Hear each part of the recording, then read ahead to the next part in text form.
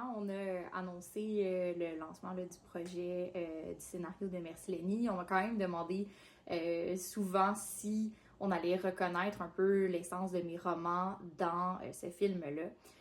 C'est sûr que la réponse est difficile à donner parce que même au niveau de mes romans, je pense qu'on peut reconnaître ma plume, mon écriture, mais j'ai vraiment à cœur de toujours avoir des histoires qui sont vraiment différentes, même si c'est sûr qu'il y a toujours des, comme auteur, des thèmes, une certaine sensibilité, une certaine vision sur le monde qu'on reconnaît malgré des histoires et des personnages qui changent.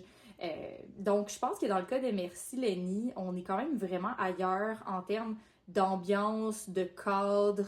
Le ton en général est vraiment différent parce qu'on est dans une ambiance qui est beaucoup plus inquiétante, plus sujette à interprétation. On est un peu plus à se demander le vrai du faux, jusqu'où on peut aller avec les personnages, ce qui est un peu moins le cas dans mes romans, dans le sens où c'est beaucoup plus réaliste, contemporain. Cette histoire-là, Merci Lenny a quand même une trame de fond qui est très d'actualité. On aborde entre les lignes les enjeux propres à la crise du logement actuel. Mais c'est pas tant le thème principal, c'est plus en arrière-plan.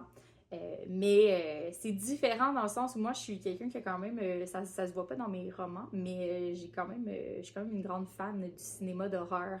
Puis j'avais envie de me lancer ce défi-là quand on en a parlé avec Maude et Elisabeth de comment on voyait cette histoire-là.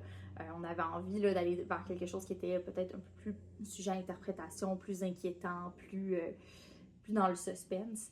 Euh, on n'est pas dans quelque chose de policier ou d'horreur à proprement parler, mais on est dans quelque chose ouais, qui est, je dirais, inquiétant.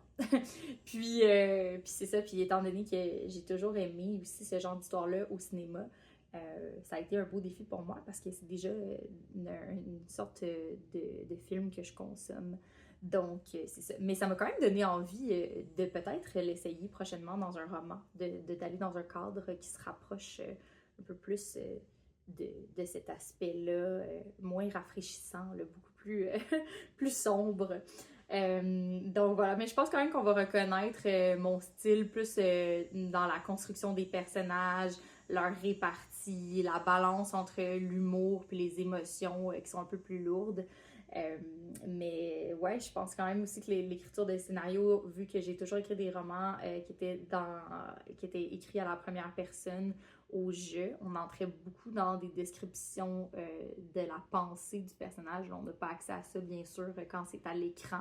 Mais j'espère quand même que je vais avoir été capable de transposer ce côté-là très psychologique où on ressent les tourments des personnages, ce qui les habite dans leur tête, même si c'est pas rapporté à l'écrit. Donc voilà, j'ai bien hâte de savoir, une fois que ce film-là va être à l'écran, si pour les gens qui ont lu mes livres, on a l'impression de comprendre que c'est moi qui l'ai écrit aussi.